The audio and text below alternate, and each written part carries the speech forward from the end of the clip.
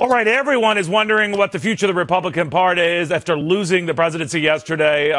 You all know the details, but one of the details you might have missed is that among Latinos nationwide, Republicans were clobbered. Better than 7 out of 10 Latinos nationwide prefer Democrats over Republicans, and specifically the president over Mitt Romney. That did not apply in the state of Texas, however, where Ted Cruz was just elected to the United States Senate with overwhelming Latino support. Of course, he's Latino himself. He electrified the Republican convention this year. When I spoke to him back then, he talked about how easy it would be for the party to make overtures to Latinos because they're a ripe and ready audience for Republicans. Senator-elect, it's very good to have you. Congratulations. Well, thank you, Neil. It's always great to be back with you.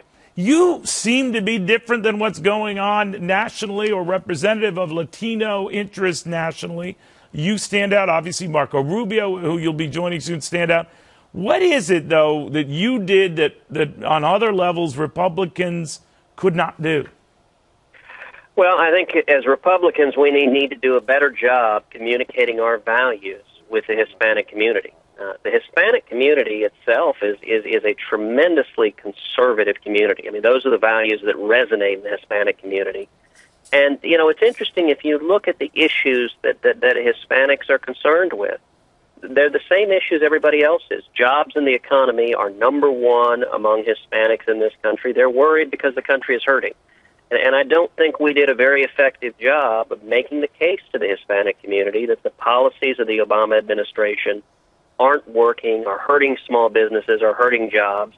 And we've got to be a lot more effective doing so, but also doing so with a tone that is not divisive. That's been a problem I think Republicans have had for a long time. Very quickly, Speaker Boehner today seemed to leave open the possibility of revenue tax hikes, for want of a better word, in whatever fiscal cliff deal they cobbled together in Washington. How do you feel about that?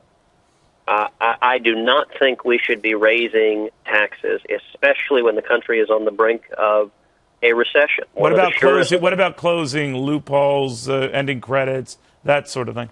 You know, I think closing loopholes is fine and good if we're lowering marginal rates. I mean, what we've got to be focusing on is growth. And growth can solve a great many of these problems. Right now, our economy, the last 4 years, has grown 1.5% a year. We need to get it up to historical averages of 3, 4, 5%.